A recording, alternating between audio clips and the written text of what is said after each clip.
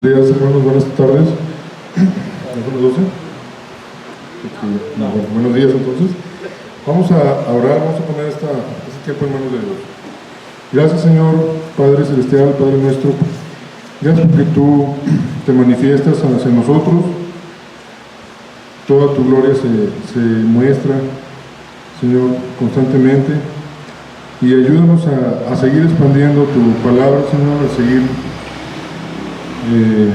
que tu voluntad sea hecha primeramente en cada uno de nosotros, Señor. En esta mañana abre nuestros corazones, nuestros oídos, nuestras mentes, que podamos estar receptivos a tu Espíritu Santo, y ayúdame también a mí a comunicar este mensaje tuyo. En el nombre de tu Hijo Jesucristo te pedimos esto. Amén. Bueno, hermanos, pues no sé, les quiero hacer una pregunta. Todos los seres vivos respiran. ¿Cuántos de aquí estamos vivos? Pues todos, ¿verdad? Entonces todos los seres vivos, incluso las plantas, las células y las bacterias, todos los seres vivos, los animales, los seres humanos respiran. Es una cosa natural que se da. Y espiritualmente estamos vivos nosotros. A ver, digan amén, ¿no? Amén. Bueno, entonces espiritualmente la oración también es como un respirar, ¿verdad?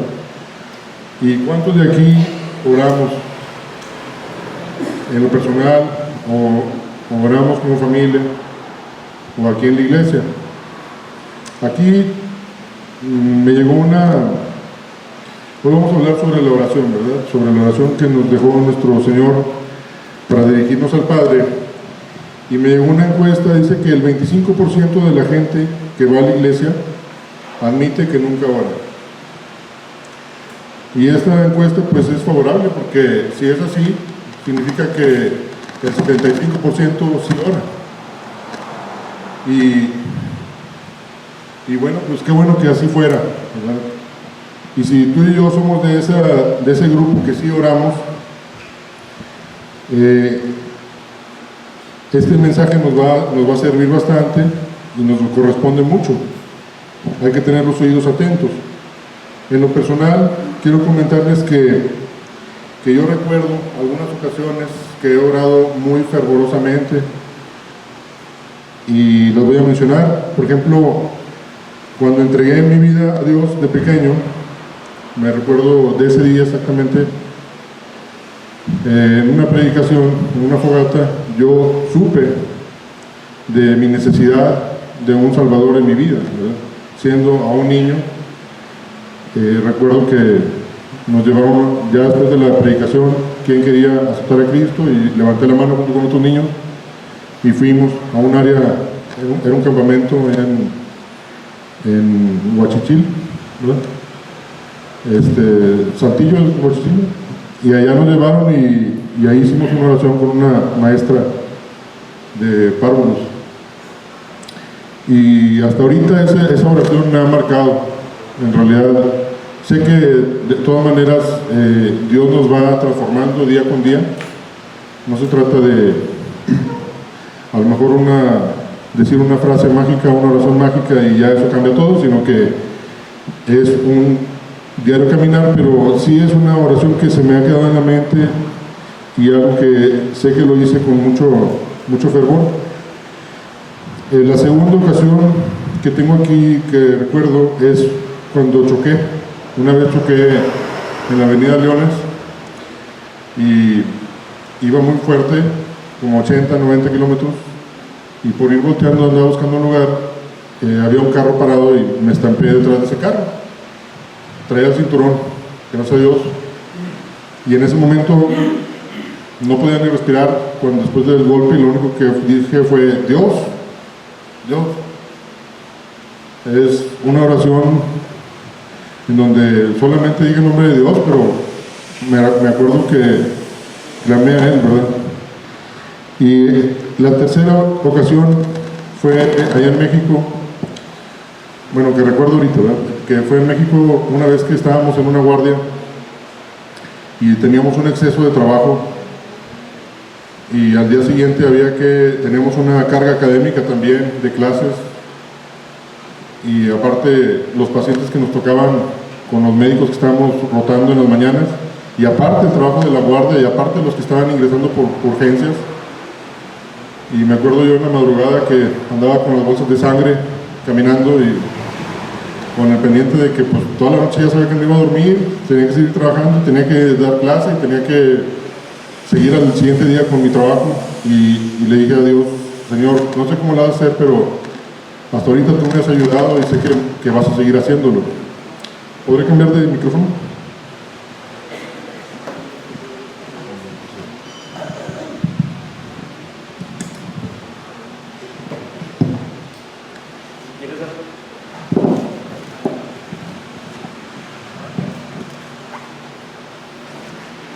Y esa fue la tercera cuestión que hice, bueno, que recuerdo ahorita, ¿verdad? La cuarta fue cuando estábamos allá, también en la especialidad allá en México, y mi papá de hecho estaba ahí visitándome. Me acuerdo que era la madrugada, también al día siguiente tenía que dar una clase, eran como las 12 de la noche, y en eso creo que mi papá todavía no se dormía, yo tampoco, lógicamente, y entonces él estaba viendo la tele, se paró y empezó a temblar. Estábamos en un tercer piso y en donde empieza a temblar él no se da cuenta y agarra la pared y dice, oye, ¿por qué siento como que la pared se está moviendo, me estoy mareando? Digo, ¿te está temblando? Le digo, vámonos, Señor, ayúdanos. Y fue cuando nos bajamos corriendo. El edificio era de ladrillo, estaba crujiendo como un barco de madera y nosotros ahí en el tercer piso y nos salimos a la calle, todo el mundo se salió, ¿verdad? Bueno, son experiencias donde rápido clamé a Dios, Señor, ayúdanos. En estas experiencias que les comento, sin duda que fueron ocasiones en que clamé con mucha fe a Dios y en espíritu y en verdad. Ahí sí que fue en espíritu y en verdad. Y si nos fijamos, tuve una gran necesidad de Dios porque tenía un peligro también inminente en ese momento. Y el ser humano, a lo largo de los siglos, de las edades y en las diferentes culturas, también ha tratado de buscar formas de llegar a Dios o de hablar con Dios. Y bueno, los egipcios, por ejemplo, buscaban al dios Sol, al dios que estaba en el cielo, hacían oración al dios Ra, y si buscamos las oraciones que hacían, que están ahí en internet, son escritos que rescataron de los papiros, pues eran palabras muy ritualizadas y muy extensas, esas oraciones de los egipcios. Y luego los griegos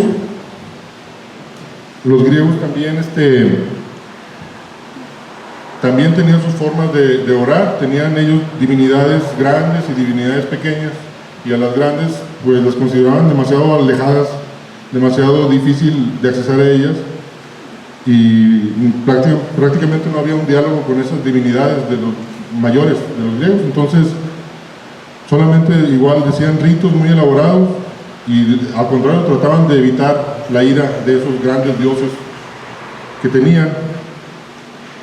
Pero también tenían dioses más pequeños, más familiares, y a esos dioses sí les pedían consejo, sí hablaban con ellos íntimamente, sí tenían cercanía con ellos y había una conversación verdadera. Muchas veces eran como sus antepasados también, hacían como estatuillas, las ponían ahí, sus abuelos, sus antepasados, y a ellos también les rezaban, y era la manera en que ellos hacían rezos o oraciones, los griegos. Pero ahí ya había distinción entre dioses grandes y dioses pequeños. Vamos a pasar a los judíos. ¿Cómo hacían ellos? Los judíos, para ellos la oración fue fundamental, fueron uno de los puntos más importantes de su identidad. Ellos oraban al Dios único y lo hacían en una sinagoga, pero si no encontraban sinagoga o andaban de viaje, Utilizaban un lugar al aire libre, a la orilla de los ríos, donde hubiera agua corriente o en las orillas del mar. Se lavaban las manos antes de orar. Lo hacían de manera muy formal y se ponían una kipa, pues no sé si era sombrero, ¿cómo se puede decir? Como una gorrita redonda, creo que la han visto en los documentales, y un talit, que era como un tipo chal que se ponían encima, y entonces hacían la oración. Muchas veces podía ser de pie esa oración, ahí a la orilla de un río, cuando no estaban en una ciudad, que hubiera una sinagoga. Y tenemos descritas algunas oraciones judías, por ejemplo, el Amidá. Amidá significa de pie, literalmente. Y ellos hacían 18 peticiones a Dios para que los bendijera. 18 peticiones. Esa oración se llama Amidá. Y otra oración que tenían los judíos era el Shema, que también lo conocemos, donde dice: escucha Israel, Adonai es nuestro Dios, Adonai es uno. Y de hecho el Señor Jesucristo lo dijo en Marcos 12, 29 al 30, ¿verdad? También está registrado que en los primeros siglos después de Cristo, siglo I o II, una oración que se llama Avinu Malkenu, que significa literalmente Padre nuestro, Rey nuestro. Y en esta oración se le pide a Dios bendiciones, que las bendiciones vengan a las vidas de los hombres. De hecho aquí la tengo la oración, se los voy a leer. Dice, es el Avinu Malkenu, Padre nuestro, de los hebreos. También de las fechas de nuestro Señor Jesucristo o después, ¿verdad? Dice: Padre nuestro, Rey nuestro, agrácianos y respóndenos, porque no tenemos obras. Haz con nosotros misericordia y bondad y sálvanos. Aparte tenían otras oraciones que ahorita no nos vamos a detener en eso, ¿verdad? Pero la lectura del Torá también se consideraba como leerla en forma de meditación, de oración hacia Dios, y era lo que, pues, es lo que podemos ver en la historia, cómo hacían las oraciones, ¿no? Y bueno, ahorita los quiero invitar a ponerse de pie para que leamos el pasaje que vamos a hablar, que es Mateo 6, 9 a 13. Esto fue nada más una introducción. Vamos a empezar a leer el pasaje y lo que es el tema, ¿verdad? Mateo 6, 9 al 13.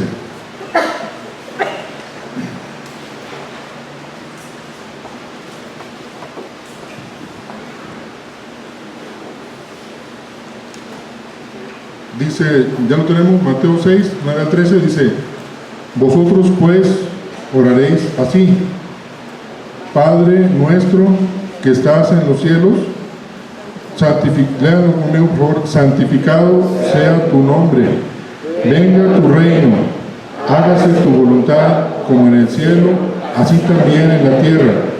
El pan nuestro de cada día, dánoslo hoy, y perdónanos nuestras deudas, como también nosotros perdonamos a nuestros deudores. Y no nos metas en tentación, mas líbranos del mal, porque tuyo es el reino y el poder y la gloria por todos los siglos. Amén. Vamos a tomar asiento.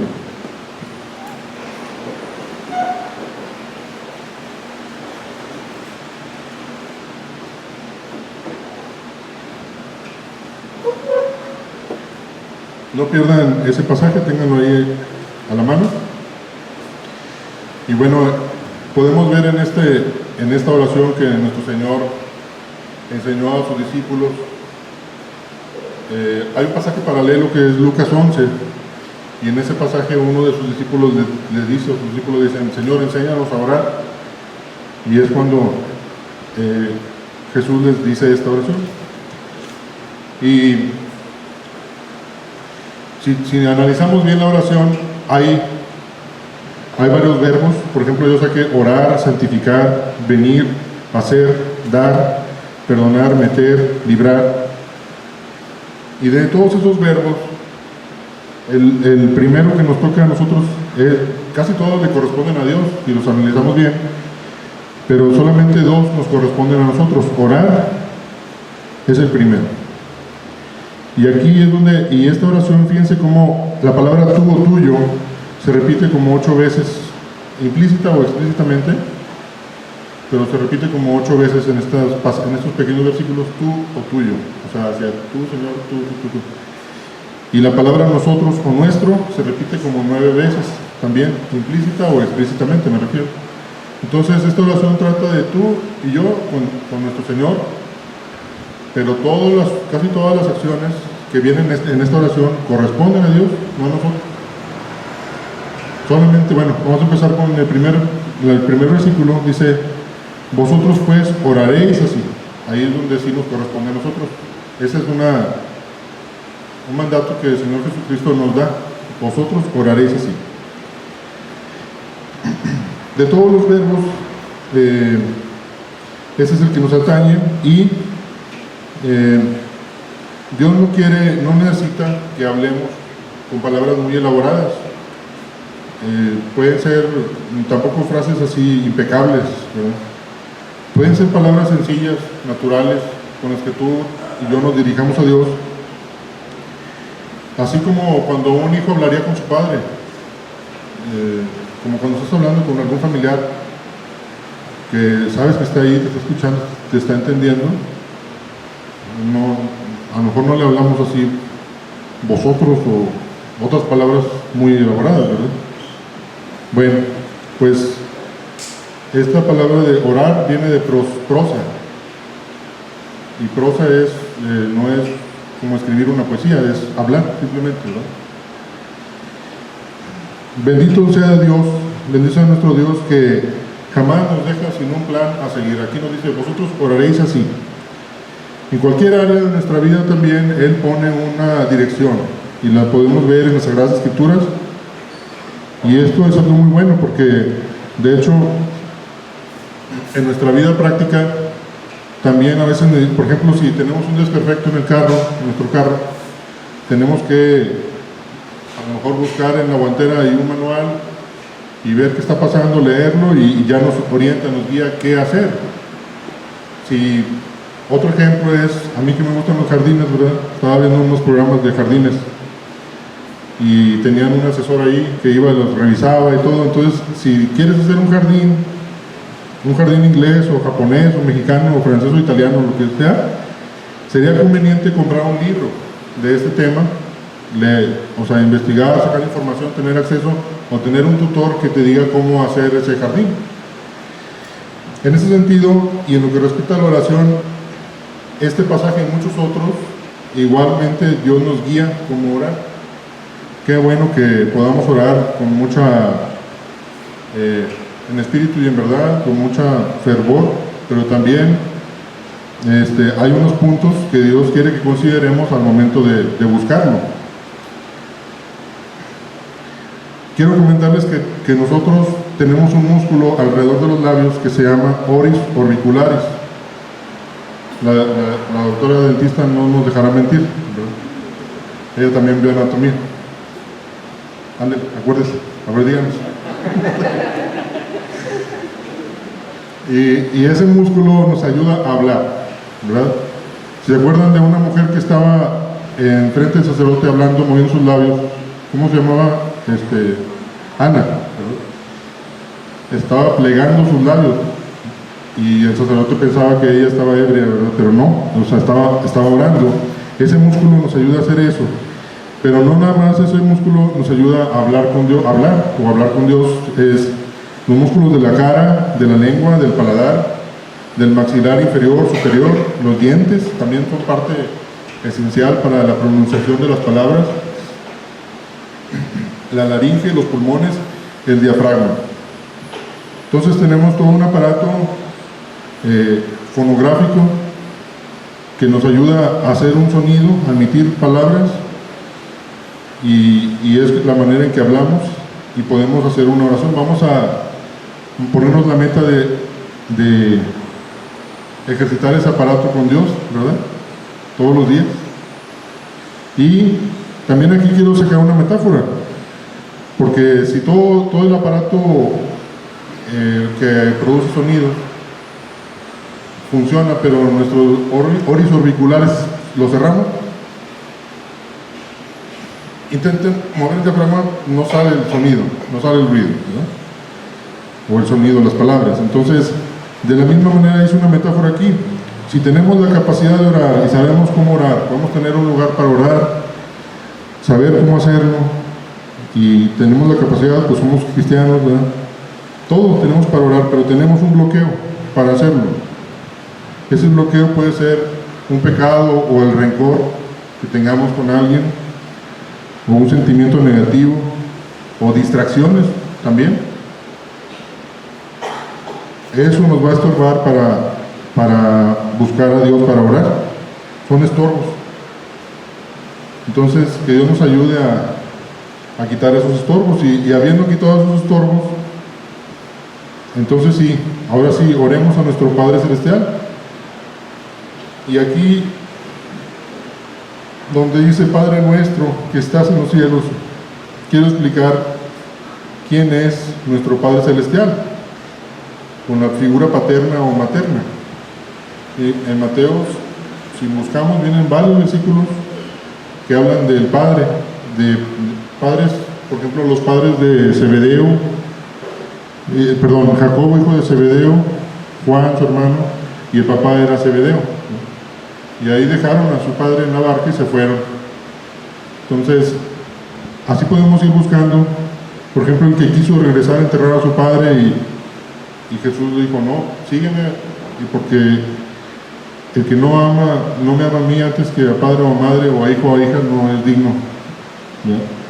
Y así, si analizamos Mateo, vienen muchas palabras de lo que fue un padre en la vida real, y de ahí saqué un resumen más o menos de lo que implica un padre, o incluso un abuelo. Y ¿qué implica un padre? Es alguien que te influye grandemente, así como el padre de Herodes influyó a su hijo y a su hijo. Te puede influir para bien o para mal. También, ¿qué es un padre? Es un referente. Oye, ¿quién eres tú? No, pues yo soy hijo de fulanito y manganito. Ah, ok, es un referente. Un origen. También un estilo de vida del padre. Pues si mi papá es panadero, a lo mejor de chiquito a mí me va a tocar siempre vivir en esa cultura del pan, y ya me implicó en ese estilo de vida. Entonces, un estilo de vida. También cuando ya están grandes nuestros padres, pues implica una responsabilidad atenderlos.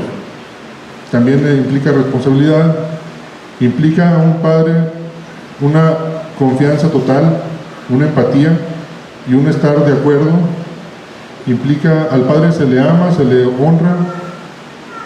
Y bueno, todo esto podemos aplicarlo a nuestro Padre Celestial. A nuestro Padre Celestial es quien influye en nosotros para bien. Él es un referente para nosotros, nos marca nuestra vida, de Él venimos, a Él vamos. Es un estilo de vida, vivir con Él. Tenemos responsabilidades con Él. Claro que Dios nos da el querer como el hacer, pero son responsabilidades. Confianza total en Él, empatía con Él. Le amamos, le honramos a nuestro Padre Celestial.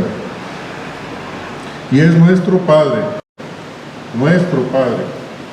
porque también la oración la podemos hacer Padre mío y orar en particular, pero aquí también sacamos una enseñanza de que Dios nos habla a que oremos en comunidad, en familia, ahí en casa o en la iglesia también.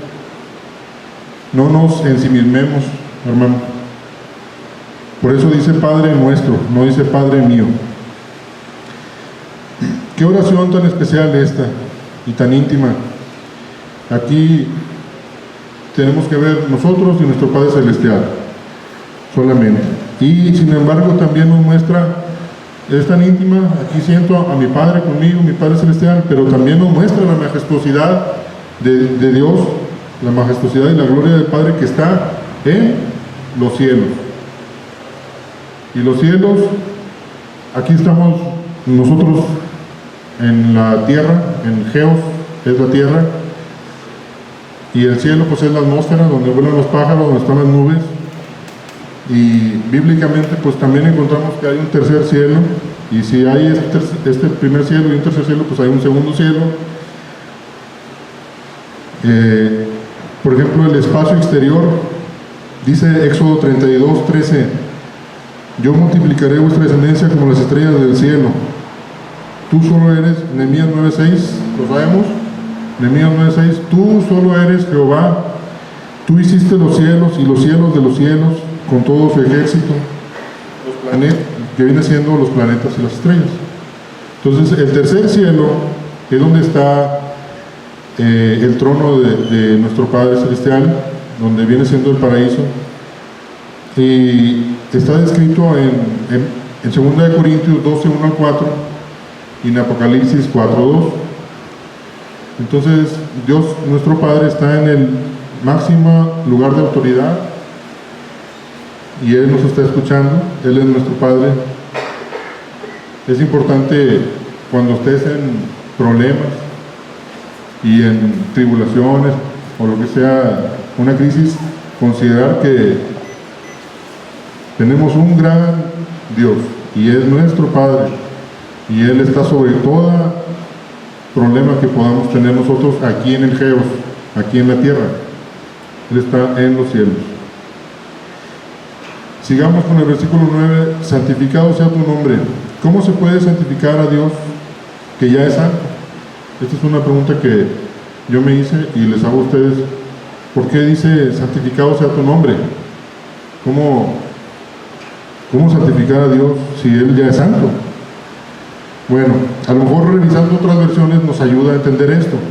Dice, otra versión dice, que siempre se dé honra a tu santo nombre. Que siempre se dé honra a tu santo nombre. Y en otra versión dice, que todos reconozcan que tú eres el verdadero y santo Dios. ¿Cómo nosotros, siendo pecadores, vamos a poder hacer que reconozcan que Él es santo? Pues muy fácil, porque primero Dios es quien nos santifica. Vamos a leer Juan 17:17. Y dice, santifícalos en tu verdad, tu palabra es verdad. Aquí el Señor está pidiendo que nosotros podamos ser aigazó, apartados para Él, que nos dediquemos activamente a Él y le sirvamos. Los hermanos de la alabanza hacen es una bendición para ellos, yo creo, ¿verdad? Pero también es un esfuerzo y dedican un tiempo para practicar la música, al igual que otras hermanas y otros hermanos que tienen diferentes ministerios, dedican un tiempo activamente para nuestro Dios, ¿verdad? Y eso es parte de servirle a Él, es parte de santificarnos. El Señor Jesús oró por nosotros para que pudiéramos estar en ese proceso de santificación, y eso se da por fe. Es lo que nos da fuerza, hermanos, para estar en este proceso, por fe, por su gracia, por su palabra, por su verdad y a través del Espíritu Santo. Y de estas maneras, podemos verdaderamente orar a nuestro Padre y decir, santificado sea tu nombre. Onomas, nombre, onomástico. O sea que si vemos el calendario, pues vienen a lo mejor varios, por la tradición, ¿verdad?, religiosa, vienen varios nombres de acuerdo a cada día, pero Dios no tiene un nombre ahí, porque Dios está muy aparte. Dios es santo. Ese es el onomástico de Dios, pues yo creo que sería todos los días.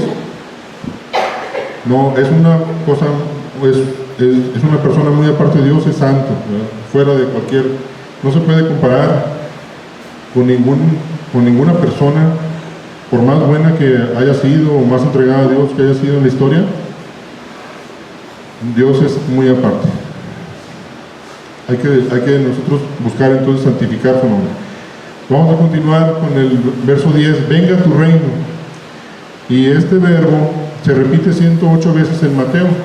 Mateo, pues sabemos que Él escribió este evangelio para los judíos y el objetivo primordial que quería era mostrar que el reino de Dios ya estaba llegando con el Mesías esperado, que los judíos entendieran eso.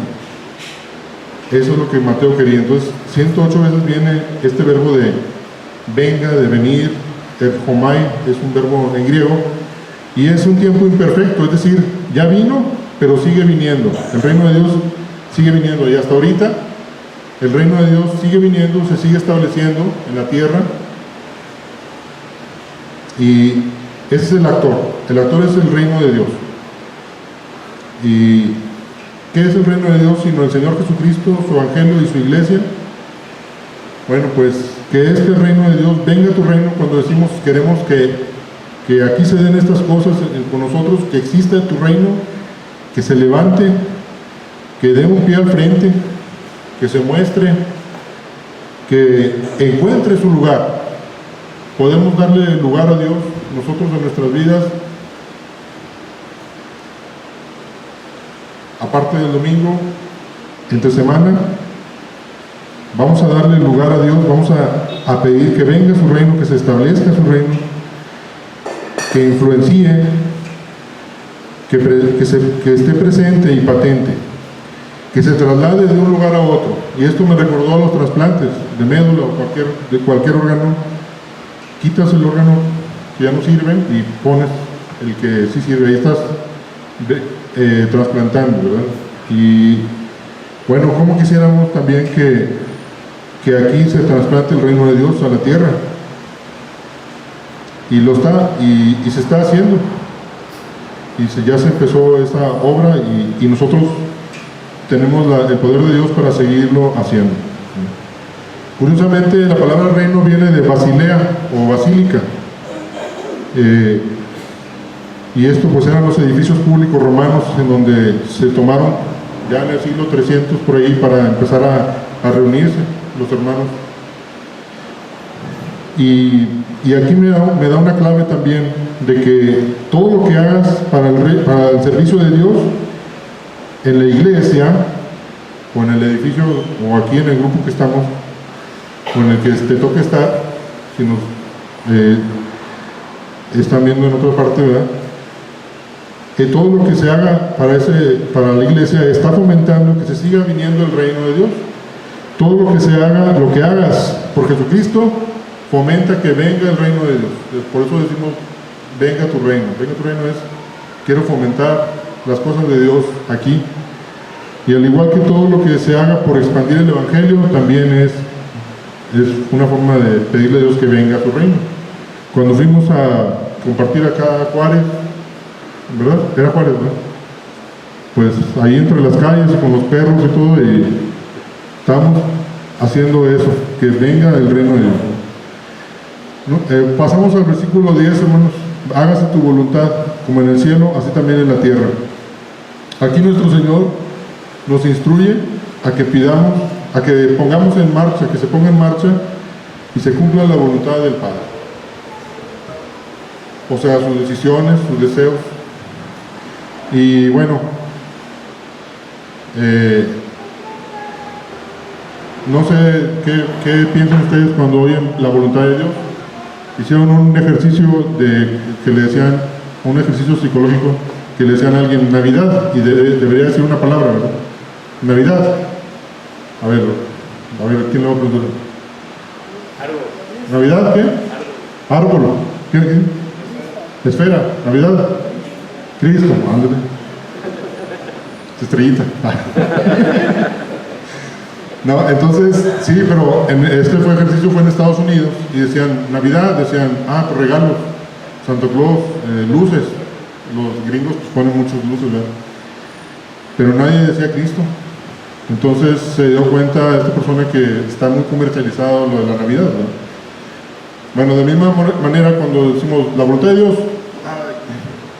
siento como que es algo que no me va a gustar, como que voy a tener que hacer un sacrificio, como que es una enfermedad que me va a venir, o algo malo, ¿verdad? Así siento, o así puede sentir el ser humano, pero no, porque La voluntad de Dios también es que salga el sol, y también es que llueva, y también es que tengamos alimentos en casa, que tengamos cubiertas todas nuestras necesidades, que ahorita tengamos también la salud para estar aquí, y cómo eso no lo vemos, pero es la voluntad de Dios también. Pero sí tenemos un instinto a no querer seguir la voluntad de Dios. Es difícil en nuestras propias fuerzas, porque por naturaleza somos egocéntricos y queremos hacer nuestra voluntad, ¿verdad? Y más si de niños a lo mejor nos cumplieron todos nuestros caprichos, pues es peor, porque ahora sí que, como dicen, he creado un monstruo, ¿verdad? Si de por sí uno es egocéntrico, y si te están, llora, no, hombre, mira, dale la tablet para que ya no llore, o dale dale un dulce, hombre, y ya. Y entonces se van cumpliendo los caprichos, va creciendo la persona de esa manera, sin darse cuenta, llega a ser adulto, y a lo mejor ya físicamente maduró y todo, pero sigue en pos de sus propias decisiones, porque fue, de por sí ya nuestra naturaleza es así, y fue criado así. Pues olvídense, sigue en pos de sus propias decisiones, de sus deseos. ¿Y qué pasa con la voluntad de Dios? No la toman en cuenta, ni se toma en cuenta. Se ha relegado esa voluntad del Padre. En los países donde estuvo el Evangelio, ¿verdad? Estados Unidos, Alemania, Inglaterra, todo eso, pues ya, a veces ya se perdió eso, se olvidó eso. Mi papá fue a Inglaterra, y cuando oraba, a los ingleses les sorprendía porque oraba, siendo que el Evangelio de ahí fue una cuestión muy fundamental, ¿verdad? Oye, mira, horas antes de comer, qué bárbaro, no, les sorprendía. Entonces ya pasa el tiempo, ¿verdad? Y nos damos cuenta que la voluntad del Padre se va relegando. A veces lo que se quiere es diversión, dinero, placer, y se le dedica tiempo, esfuerzo y también dinero. También le metes dinero, échale dinero bueno al malo, ¿verdad? Como dicen, porque estás buscando otras cosas que no es la voluntad de Dios. ¿Qué es lo que quería Dios para mi vida? Pues no, espérame, porque estoy acá en el casino jugando, soy trabajólico también, adicto al trabajo, o soy vigoréxico, que me gusta el ejercicio, y espérame, te estás poniendo anémica, no, inyéctame algo para seguir dándole, porque el ejercicio, quiero correr 10 kilómetros diarios. Entonces ya hacemos esa santa voluntad, ¿verdad? Estoy dando algunos ejemplos, pero son de la vida real. Y otra cosa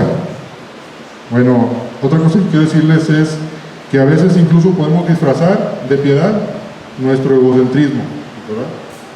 Tergiversando el mensaje del Evangelio, como en el Evangelio antropocéntrico, donde yo voy a la iglesia y sí, ahí está todos los cantos, bien bonito, bien padre, bien hermoso, me siento bien, y aparte Dios me va a ayudar en mis negocios, porque Él me va a bendecir, yo lo declaramos esto en nombre de Jesús, y así va a ser, y ten fe, y así va a ser, que Dios lo hará. Según nosotros ya declaramos lo que va a hacer, pero espérame, tú estás declarando, pero esa no es la voluntad de Dios a lo mejor. Entonces a veces podemos disfrazar de piedad nuestro egocentrismo, y no estamos haciendo la voluntad de Dios. Entonces no hagamos esto, hermanos, reconozcamos estos errores, giremos 180 grados, busquemos que se cumple la voluntad del Padre. Él pondrá en nosotros el querer como el hacer, y debiera tenerse un gran anhelo de que se haga la voluntad de Dios Padre en la tierra y en el cielo, así como en el cielo, también en la tierra. ¿Y cómo se hace en el cielo? De forma total, cabal, y siempre. Bueno, pidámosle a Dios, ¿verdad? Y oremos que Él nos vaya haciendo aptos en toda buena obra para hacer su voluntad, como dice Hebreos 13:21. Él es el que nos va a ayudar, sumisos nosotros delante de Él, buscando su voluntad. Y hasta ahorita en esta oración no le hemos pedido nada de nosotros. Estamos aprendiendo que al orar no, Señor, te pido esto, sino que primero darle la gloria a Dios, impregnarnos de Él, y ya después, ahora sí, estamos aquí a la mitad de la oración. Entonces sigue el versículo 11. ¿Qué dice el versículo 11? El pan nuestro de cada día, dánoslo hoy.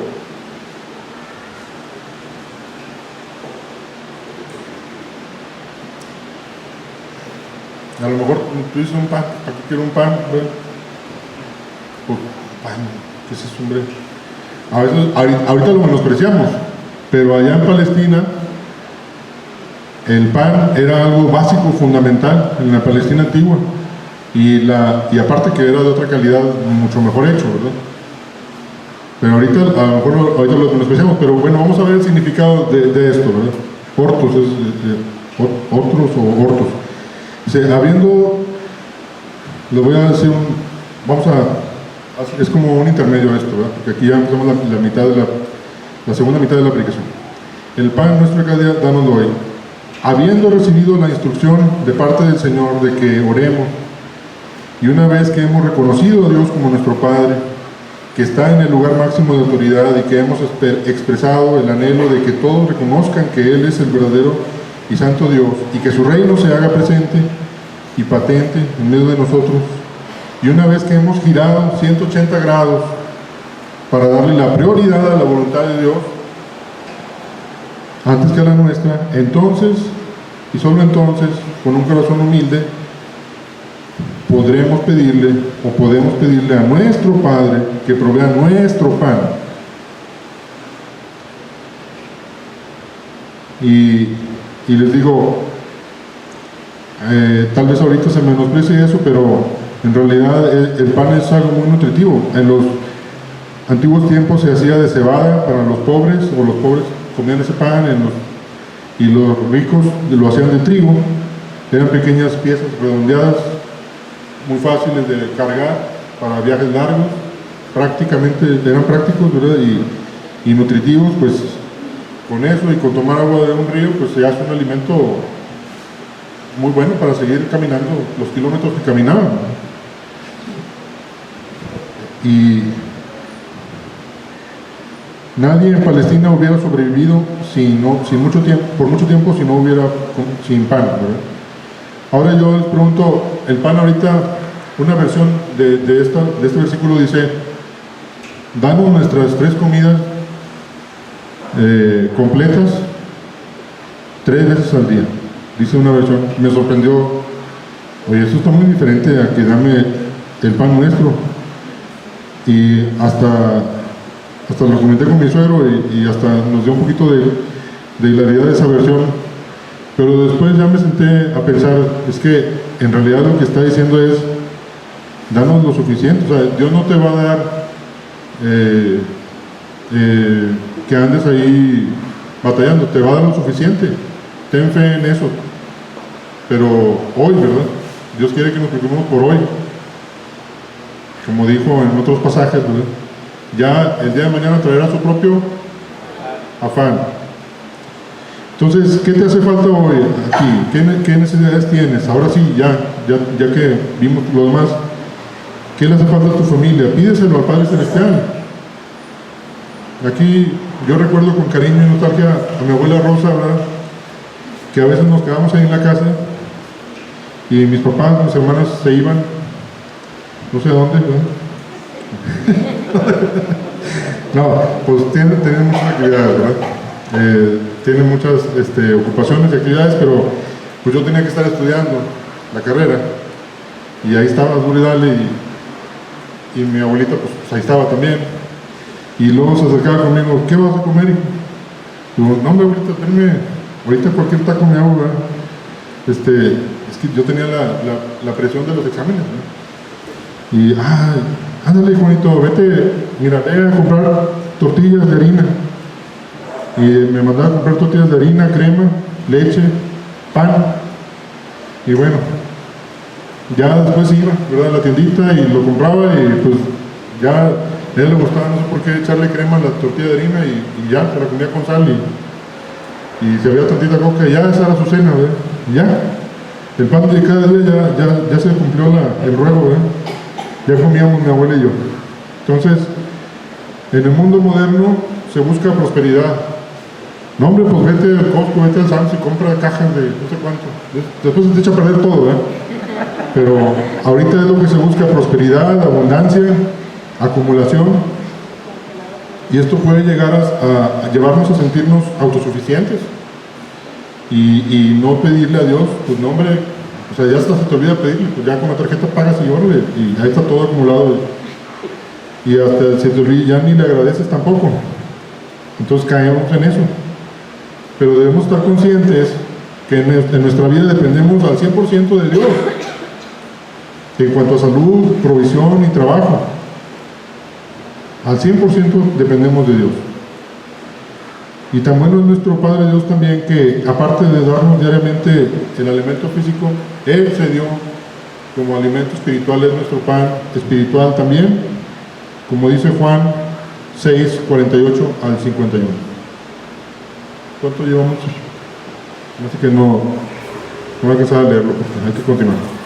Bueno, anótenlo, Juan 6, 48 al 51. Vamos a pasar al siguiente punto, dice: y perdónanos nuestras deudas. Aquí encontramos un camino, el único camino para dirigirnos a Dios Padre, nuestras deudas, nuestras ofensas, pedirle perdón por nuestras deudas, nuestras ofensas, nuestros pecados. Como dice Colosenses 1:14,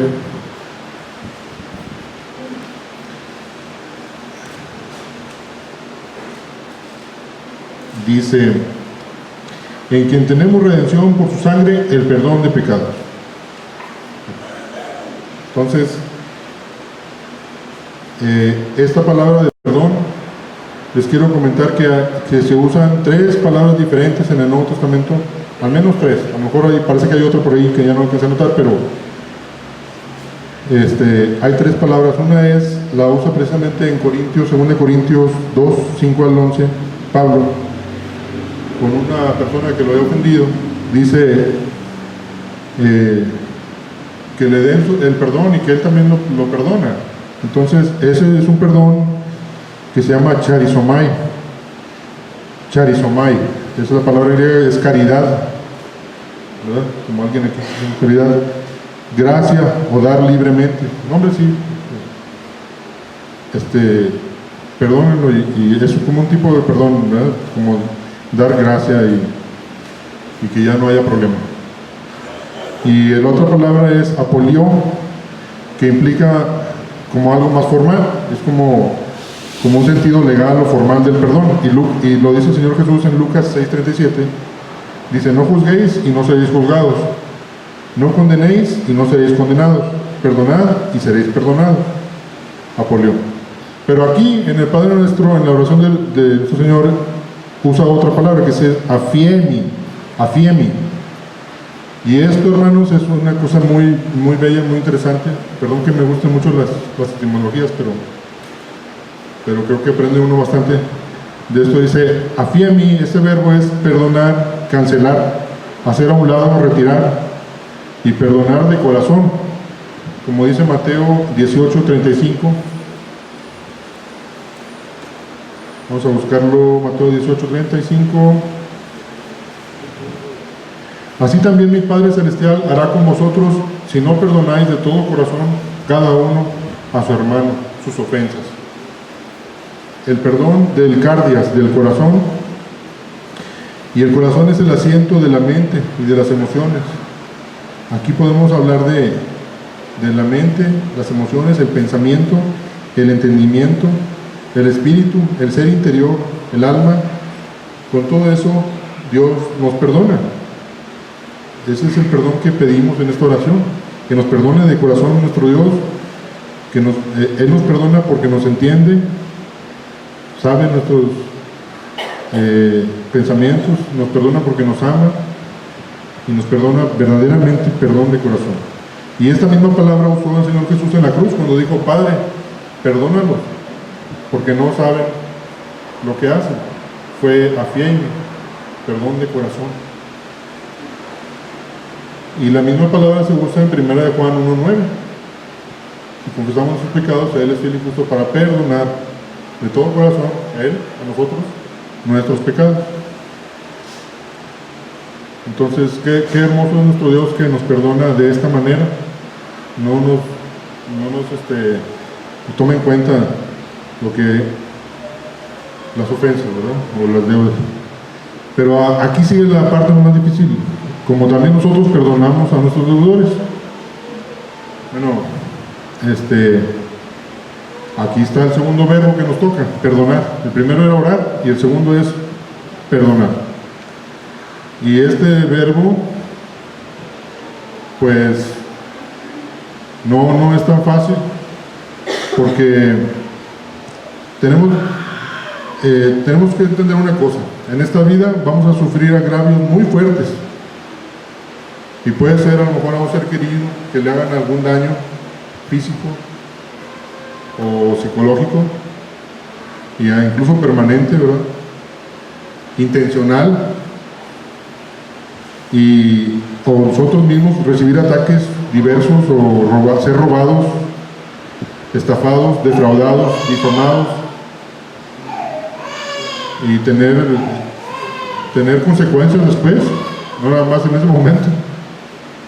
Entonces, a veces nosotros oramos y queremos perdonar a las personas, y resulta de que pensamos que ya, y a lo mejor después andamos flaqueando en la carne y otra vez nos acordamos y otra vez. Y no, o sea, esto constantemente tenemos que acudir a Dios, que Él nos ayude a perdonar a las personas. Y tenemos un gran ejemplo aquí con Corrie ten Boom. ¿Recuerdan quién fue Corrie ten Boom? Fue una hermanita que vivió en Holanda, y los protegían a judíos, los guardaban en su casa en un refugio secreto, pero mataron a su papá y a su hermana en unos campos de concentración, se los llevaron, y pues a ella también estuvo un buen tiempo ahí, pero sobrevivió. Y después de tiempo, ya que ha pasado la guerra y todo, un oficial nazi que se le acercó y le dijo: oiga, usted no se acuerda de mí, yo soy el que los tenía ahí en el calabozo ahí, ¿no? Y quiero pedirle perdón. Se acordó de todo lo que le habían hecho a su hermana y a su papá y a ella, ¿verdad? Yo no podía perdonarlo, pero en el nombre de Cristo lo perdoné, y fue a través de Cristo, con el perdón de Él. Pero si fuera por mí, yo no podía. Entonces, es un gran milagro perdonar. Es casi imposible, humanamente hablando, pero para Dios no es imposible. Entonces, constantemente tenemos que pedirle a Él que Él haga a través de su Espíritu Santo ese milagro en nuestros corazones. Y fíjense, dice Lucas 17:3, en una versión peshita de la Biblia, dice: tengan cuidado de sí mismos. Si tu hermano peca, repréndelo, y si se arrepiente, perdónalo. Pero dice: tengan cuidado de sí mismos. Tenemos que cuidar ese aspecto, pedirle a Dios que actúe en nosotros, ¿no? Hasta aquí vamos a dejarlo del perdón, teniendo fe que Él nos escuchará y nos transformará en ese aspecto también. Y bueno, vamos a ver, dice, versículo 13, que dice: y no nos metas en tentación, mas líbranos del mal. ¿Puede Dios, les voy a hacer una pregunta, ¿puede Dios meternos en tentación? ¿Sí o no? Que dice el verso: no nos metas en tentación. Entonces, ya buscando, gracias a Dios que encontré una explicación a esto, También en el arameo, en el idioma arameo, hay una palabra que se llama nisyona, y la palabra nisyona se puede traducir como prueba o tentación. Entonces, en concordancia con Santiago 1:13, que dice que se tradujo prueba, en virtud de que resultaría contradictorio estarle pidiendo a Dios, que no tienta a nadie, que no nos haga caer en tentación. Entonces aquí más bien sería: no nos hagas entrar en prueba. Y esto tiene mucho respaldo con la petición del Señor Jesús cuando dijo: si es posible, pasa de mí esta copa, en Mateo 26:39. Aunque esto no significa que no vayamos a ser probados, pero sí, la palabra es, puede ser prueba, y ahí ya entendemos más este verso. Entonces, la diferencia la prueba es, en griego es peirasmos, se puede traducir como prueba o tentación. ¿Y en qué radica entonces la diferencia entre prueba y tentación? ¿En qué radica? Radica en las motivaciones o expectativas del probador. Y aquí el diablo tienta, ¿para qué? Para que el creyente caiga de los estándares de fe y peque. Esa es la intención de la tentación del diablo, ¿no? Y Dios prueba, ¿para qué? Para que se desarrolle nuestro carácter y se agudice y se determine, se afiance nuestro carácter de cristiano, pero sin el enfoque de caer. Dios no quiere que caigamos, quiere fortalecernos.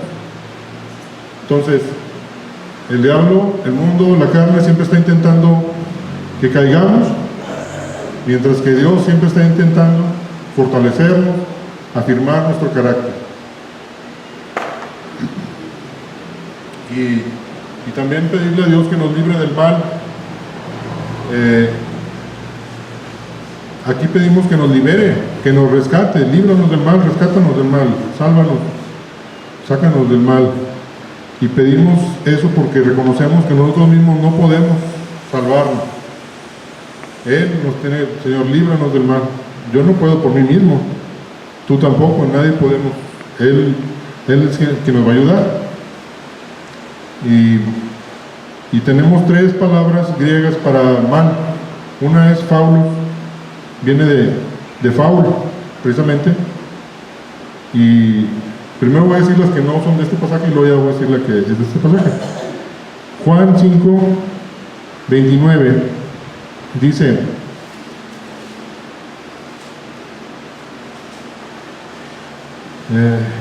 y los que hicieron lo bueno saldrán a resurrección de vida, mas los que hicieron lo malo a resurrección de condenación. Entonces aquí usa la palabra faulos para malo, o sea, como un foul, como en los deportes, un foul, una trampa que haces, eso no vale, ni en el box, ni en el fútbol, ni en cualquier deporte. Entonces, si pusiéramos esa palabra aquí, diría: y los que hicieron lo bueno saldrán a resurrección de vida, mas los que hicieron trampa a resurrección de condenación. Más o menos ese es un equivalente, ¿verdad? Lo malo. Estamos hablando de Juan 5:29. Faulos, falla o falta o trampa, o hacer trampa. Y luego el otro palabra para mal, algo malo, es cacos. Y esto de cacos es una perversión tremenda o una completa algo que está completamente equivocado. Por ejemplo, nosotros decimos, si alguien está caquético en la medicina, ¿verdad?, está muy acabadito el organismo, muy flaquito, cacos, de ahí viene cacos. Es algo que está un mal muy fuerte que tiene esa persona, pero si lo traspolamos a las cuestiones de moralidad de Dios, pues es una perversión muy grande, o una cosa que está completamente equivocada. O sea, andar matando gente o andar haciendo maldades intencionalmente, todo eso es un cacos. Pero aquí nuestro Señor no se está refiriendo a esa palabra. Hay otra palabra que dice poneros, Y esa es una acción que se opone a Dios o a su bondad. Por ejemplo, y es como si fuera algo un poco más sencillo, ¿verdad? Por ejemplo, aquí yo noté, son cosas sencillas como ¿voy a la iglesia o no voy? No, pues mejor no voy. Ahí ya es un poneros porque ya te pusiste a venir a las cosas de Dios, ¿verdad? O oro o no oro, ayudo o no ayudo, colaboro o no colaboro, veo este programa o no lo veo, oigo esta plática o no la oigo, ofrendo o no ofrendo, llego temprano o no llego. Bueno, eso ahí lo digo por mí, ¿verdad? Son cosas a lo mejor no tan extremas, pero son cosas malas, son desviaciones, y como quiera esas desviaciones te pueden llevar a cosas más malas, ¿no? Entonces aquí estamos viendo, líbranos de estas desviaciones, Señor, que siempre no vayamos derechitos, ¿verdad? Es lo que estamos, líbranos del mal. Y no pongamos ocasión para la carne, porque leí que un señor batallaba con el alcohol y Dios lo sacó de eso, pero en la cantina siempre ponía su caballo ahí en la cantina, lo amarraba, y aunque ya salió de ese vicio, llegaba otra vez y lo amarraba ahí, lo amarraba, pues después volvió a caer, porque pues seguía poniendo el caballo ahí, ¿verdad? Entonces no nos hagamos fuertes ante las cosas malas, ¿verdad? Pidamos de Dios fortaleza, no nos hagamos Superman. Y qué interesante también que las otras peticiones son en el presente, danos el pan de cada día, ayúdanos a perdonar todo, pero esta es en el futuro, líbranos de lo malo, ¿verdad? Y también leí que nosotros, a lo mejor ahorita precisamente en nuestra mente traemos pendientes, ay, ¿qué voy a hacer con mi negocio? Tengo este pendiente pero en realidad Dios más bien quiere que te preocupes en el futuro, para que le pidas a Dios que no te caiga en tentación. O sea, ver cómo hacerle en un futuro para no estar proveyendo para la carne, ¿no? Bueno, vamos a ya concluir esto. Dice, porque tuyo es el reino y el poder y la gloria por todos los siglos. Amén. En 1 de Crónicas 29:11 viene una doxología semejante. Y bueno, en esta oración terminamos dándole la gloria a Dios, reconociendo su poder, reconociendo que Él es el Rey de todos y de todo. Y con los ojos físicos nosotros podemos ver un mundo caído, unos sistemas de influencia llenos de maldad y malicia, las autoridades pues, corruptas, los gobiernos corruptos, y a lo mejor podemos ver este reino y preocuparnos y sentirnos indefensos o impotentes o a merced de estas autoridades mundanas, estos poderes mundanos. Pero si abrimos nuestros ojos espirituales para ver, ¿verdad? O si los cerramos para orar, pero el punto es los ojos espirituales, podemos ver que el reino de Dios y su poder están por encima de cualquier gobierno o autoridad terrenal, y esto siempre será así. El mismo Señor Jesús le dijo, tú no tendrías autoridad a Pilatos, ¿verdad?, si no te fuera dada por mi Padre que está en los cielos. Eso siempre será así, y por eso es que nos acercamos a Él, que para hablar con Él como un hijo habla con un padre, reconocemos su santidad, aceptamos su autoridad, queremos su voluntad, le pedimos por nuestras necesidades, le rogamos que nos libre de desviarnos, porque solo Él es digno y porque solo Él tiene el poder para salvarnos. A Él solamente le debemos dar gloria y le demos la gloria. Amén. Bueno, gracias.